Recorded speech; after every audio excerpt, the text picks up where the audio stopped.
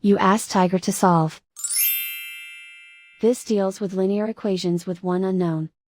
The final result is p equals 11. Let's solve it step by step. Group all constants on the right side of the equation. Add 20 to both sides. Simplify the arithmetic.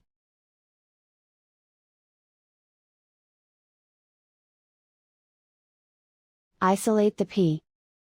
Divide both sides by 5. Simplify the fraction.